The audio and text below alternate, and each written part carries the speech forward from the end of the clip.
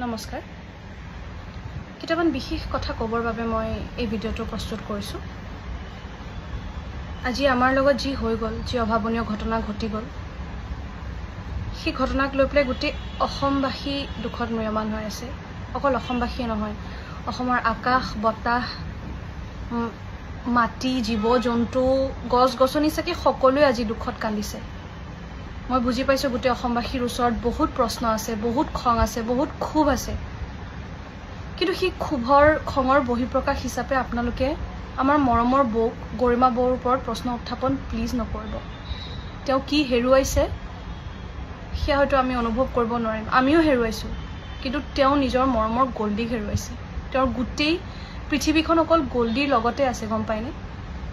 মই 3 বছৰ জুবিন গাৰ্গৰ সহগায়িকা হিচাপে বহুত ওচৰৰ পৰা গৰিমা বৌক পাইছো আৰু মই জানো বা আমাৰ টিমৰ সকলো মানুহে বা জুবিন গাৰ্গৰ লগত জড়িত প্ৰত্যেকজন মানুহে যোনে ওচৰৰ পৰা পাইছে তেওঁ জানে গৰিমা বৌৰ কাৰণে জুবিন গাৰ্গ কি হয় তেওঁ কালি নিজৰ মৰমৰ গল্ডিক আনিব গৈছে আৰু তাৰ বাবে তেওঁ পৰিপাটিকৈ গৈছে কাৰণ আমি জানো সামাজিক যিখিনি নিয়ম আমি বান্ধি থৈছো অদৰকাৰী নিয়ম কিছুমান যে এগৰাকী স্বামী ঢুকোৱাৰ পাছত এগৰাকী পত্নী কেনেকৈ থাকিব লাগে সেই তেনেকে জুবিন গাৰ্গে নিজৰ মৰমৰ পত্নীক চাব নিবিচাৰে গতিকে এইবিলাক বস্তু আপোনালোকে বাদ দিয়ক ইমান নিকৃষ্ট মানসিকতা আপোনালোকে বাদ দিয়ক আপোনালোকৰ বিবেক আছে ন প্লিজ বিবেকেৰে চিন্তা কৰক মই এনেকৈ কৈছো আপোনালোকে মোক ভুল নুবুজিব কিন্তু প্লিজ নিজৰ বিবেকৰ প্ৰয়োগ কৰক আপোনালোকে কি বিচাৰে যে জুবিন গাৰ্গক আনিবৰ কাৰণে গৰিমা বৌই ফটাচিটা কাপোৰ পিন্ধি যাওক যেনেকৈ আছে তেনেকৈ যাওক আপোনালোকে অনুভৱ কৰিব পাৰিছে যে তেওঁৰ শিৰৰ সেন্দুৰকণ কালি পৰ্যন্ত আছে আপোনালোকে অনুভৱ কৰিব পাৰিছে সেই শিৰৰ সেন্দুৰকণ যেতিয়া হেৰাই যাব তেওঁ কি অনুভৱ হ'ব কোনোবাই লিখিছে ইমান ধৈৰ্যও ভাল নহয় কিন্তু সেই ধৈৰ্য কিয় ধৰিব পাৰিছে কাৰণ তেওঁ এগৰাকী সাধাৰণ মহিলা নহয় তেওঁ এগৰাকী অসাধাৰণ মহিলা তেওঁ জুবিন গাৰ্গৰ পত্নী গোটেই অসমবাসী জুবিন গাৰ্গৰ কাৰণে আপোন আছিল গতিকে সেই অসমবাসীৰ কাৰণে গৰিমা বৌয়ে সেইখিনি ধৈৰ্য ধৰিবই লাগিব কালি সৰুসজাই ষ্টেডিয়ামত বৌয়ে যিখিনি ভাষণ দিছে আপোনাৰ লাগিছে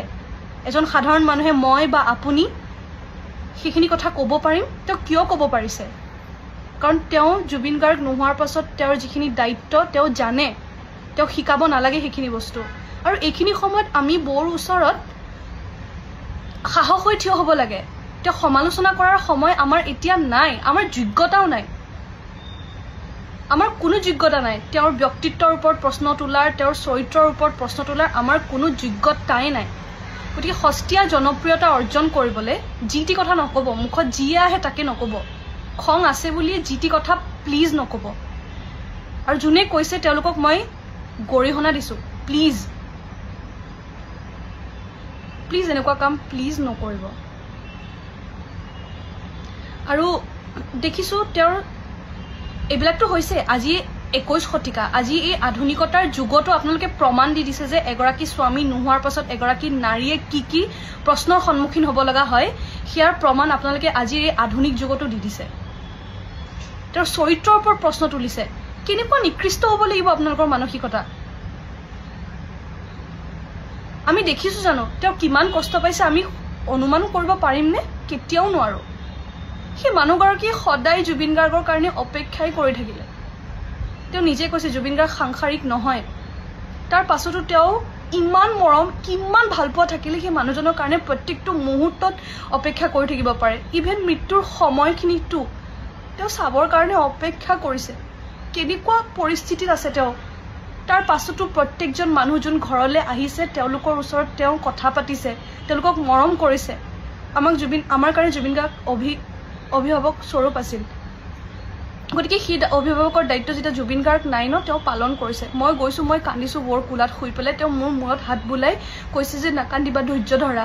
গল্ডিক বেয়া পাই নাথাকিবা কিবা কথা যদি বেয়া পাইছা কেনেকে কিমান সাহস থাকিলে কিমান ধৈৰ্য থাকিলে এইখিনি কথা ক'ব পাৰে গতিকে প্লিজ মই অনুৰোধ কৰিছো হাত জোৰ কৰি অনুৰোধ কৰিছো প্লিজ আমাৰ মৰমৰ গৰিমা বৌক এনেকুৱা এটা পৰিস্থিতিত আৰু ভাগি পৰিবলৈ নিদিব আমিয়ে তেওঁৰ সাহস হৈ থাকিব লাগিব আৰু আপোনালোকে জুবিন গাৰ্গক ইমান মৰম কৰিছে ইমান সন্মান দিছে সেইখিনি সন্মান আপোনালোকে তেওঁৰ পত্নীকো দিয়ক নহলে আপোনালোকৰ মৰমৰ এই সন্মানৰ কোনো মূল্য নাথাকিব